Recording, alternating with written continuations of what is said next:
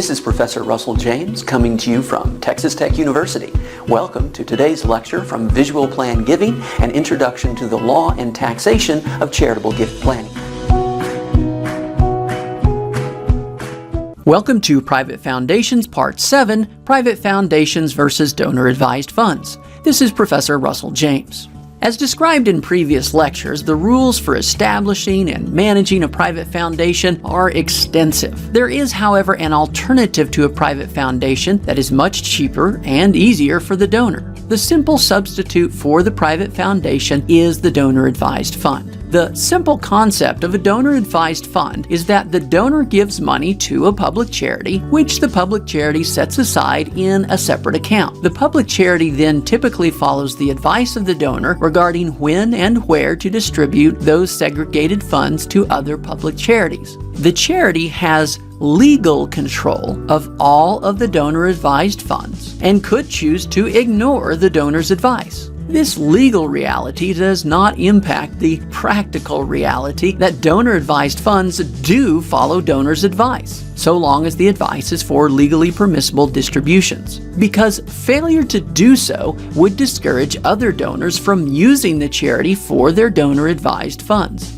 Nevertheless, this legal control of the accounts by the public charity owning the donor-advised funds means that the donor has made a completed gift to a public charity immediately upon transfer of the funds or assets into the donor's account. Whether the private foundation or donor-advised fund is the best instrument will depend upon the gifts and goals of the donor. Donor-advised funds are remarkably simple for the donor to establish. No legal documents need to be specially drafted, and there are no annual meetings or required filings. Depending upon the organization, donor-advised funds may be started with only $5,000. Annual costs vary with the size of the account, but typically range from 1% to 0.1% of the account value. Donor-advised funds meeting certain minimum account sizes, for example $250,000, often permit management of the assets by the donor's own qualified financial manager and allow for these managers to charge fees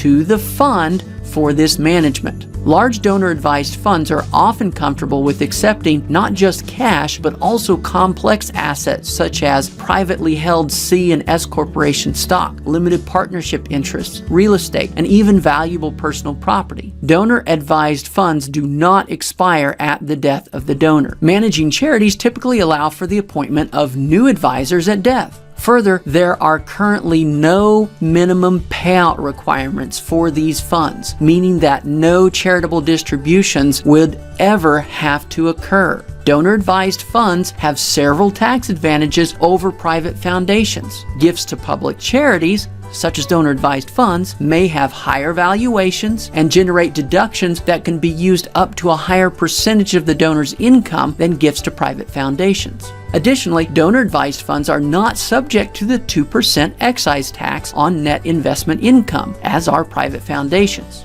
With all of these advantages of the donor-advised fund, why would a donor ever use a private foundation? There are several reasons. Private foundations offer a much higher degree of multi-generational control of assets. The founding donor can create legally enforceable trust rules that limit the charitable purposes of the foundation, limit the trust expenditures, and dictate who may and may not be trustees and board members. The rules for private foundations are quite old and legislatively stable, suggesting a high likelihood for multi-generational stability. Although donor-advised funds are not new, the massive growth of funds from charities affiliated with financial institutions is new, and consequently many of the rules have only been recently established. This legislative newness, combined with the complete lack of any enforceable legal rights to control the funds in the donor-advised account, make donor-advised funds a less certain option for long-term planning. Although convenient, donor-advised funds lack the ability to directly benefit friends or family members through travel reimbursements and employment in professional and managerial tasks. Donor-advised funds have a much higher average payout rate than private foundations, reflecting their common use as a short-term place to park charitable funds. It often makes sense for donors to estimate their giving for the upcoming year and then transfer that money to a donor-advised fund at the end of December. This allows for the charitable deductions to be taken earlier, even though the ultimate distributions to charities will not take place until the following tax year or later. This type of short-term planning corresponds perfectly with the convenience and simplicity of the donor-advised fund. Many of the same type of limitations on private foundations also apply to donor-advised funds. For example, there can be no benefits going to the donor's family, or organizations controlled by either. Grants from a donor-advised fund cannot be used to fulfill a legally enforceable pledge by the donor to a charity. This would provide a benefit to the donor by reducing his or her legally enforceable obligations. Similarly, grants from a donor-advised fund cannot result in the charity giving benefits, such as donor event tickets, to the donor.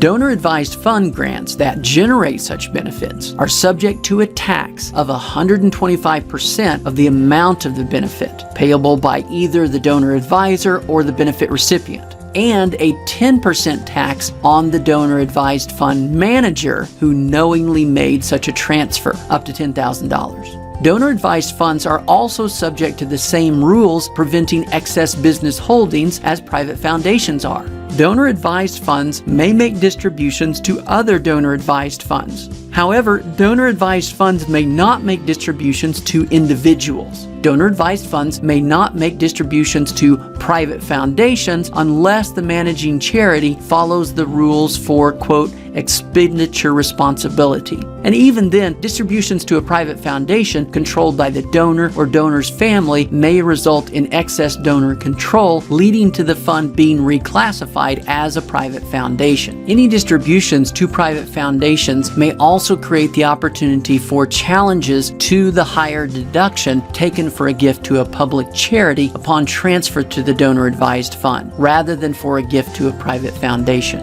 Private foundations and donor-advised funds offer opportunities to take an immediate tax deduction for a transfer where the donor and donor's financial advisors can continue to manage the funds for the indefinite future. Once transferred, the funds can grow in a tax-free or tax-minimal environment. Although private foundations are typically used for long-term holding of more significant wealth, and donor-advised funds are more commonly used for short-term holding of less significant wealth, finding the best fit will depend upon the specific values and goals of each particular donor. Thank you for joining Private Foundations and Donor-Advised Funds.